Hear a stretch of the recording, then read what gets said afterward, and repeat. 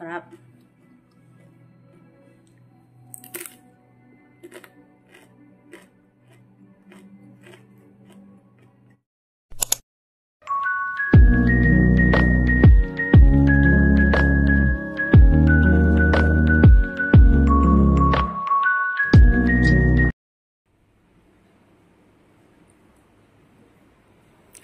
Hi guys! Welcome to my channel, Burgess Vlog, OFW dito sa Singapore. Today ay magbe-bake ako guys ng tinapay, sourdough. So ito kahapon ay minasa ko siya. So ngayon ko siya i-bake. Ayan. So tingnan nyo guys ang kakalabasan niya mamaya.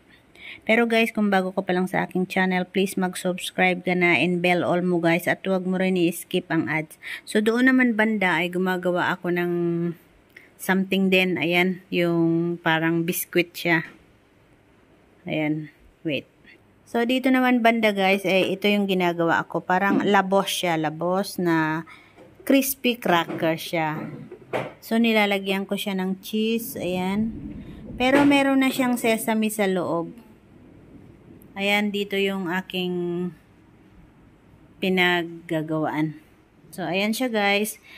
Ayan, ito yung aking dough na ginagawa kong, ito yung aking pang ano. Tapos linalagyan ko ng cheese.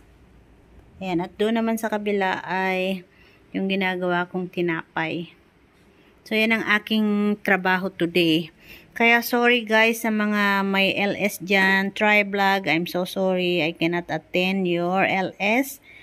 Because I'm busy. Once I start this one, I cannot touch my mobile already. So, yan guys, ipapakita ko sa inyo mamaya ang kakalabasan nitong initong biscuit na to or labos at itong tinapay. At pinapainit ko na rin yung oven. Ayan. Pag nag-heat na ito guys ng 250, ayan. Ayan. Pag nag-heat na yan ng 250, then ilalagay ko na yung, ayan, andun na sa loob yung paglalagyan ng tinapay. So, see you later again guys pag yung naluto ng ating tinapay at ang biscuit. So, ayan na siya guys. 30 minutes na linagay ko sa oven. Pero, kailangan pa siya ng another 20 minutes without the cover. 30 minutes kanina may takip. Ngayon naman walang takip at iloloko yung temperature.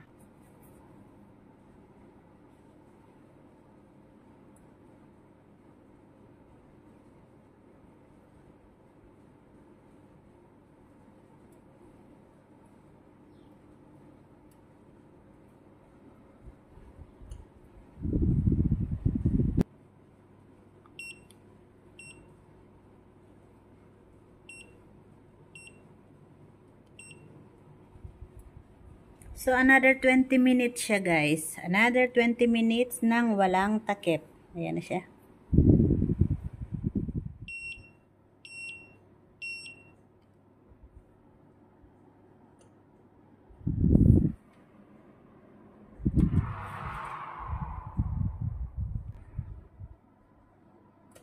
So, ayan guys. Luto na yung ating tinapay. At kailangan ko uling leave for 25 minutes nang naka-off na yung oven. So, 25 minutes uli na hayaan ko lang sa loob ng oven.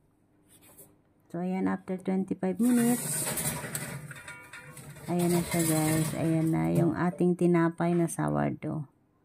So, ayan. Ito yung medyo malaki with walnut. Ayan siya. Yung maliit naman ay ang loob niya ay may yung sweet cranberries. Ayan. So mamaya i-slice ko na yan. At ayun, pinasok ko na yung labos or crackers. Ayan siya.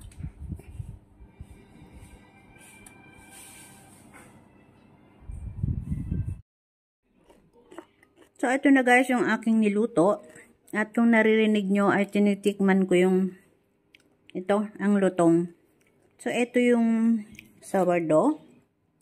Yan. Hindi kami bumibili ng bread. Ako ang nagbe-bake ng bread. Meron siyang ano sa loob. Walnut. Ayan. Tapos ito naman ay yung sweet, yung cranberry. So, ayan ang aking gawa, guys. Kaya sometimes hindi ako maka-attend ng LS on time ni host try vlog kasi ako ay busy. So, ito naman yung labos siya. Parang cracker siya or top. Ma-crispy siya. Linagyan ko ng cheese. At tinitikman ko. Pakinggan nyo, guys.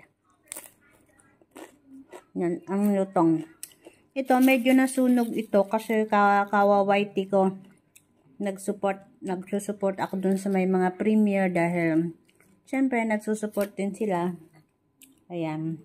Kaya medyo nasunog, guys. Ayan siya. So, yun lang, guys. And thanks for watching, everyone. Huwag mong kalimutang mag-subscribe, like, and share. Thanks, everyone.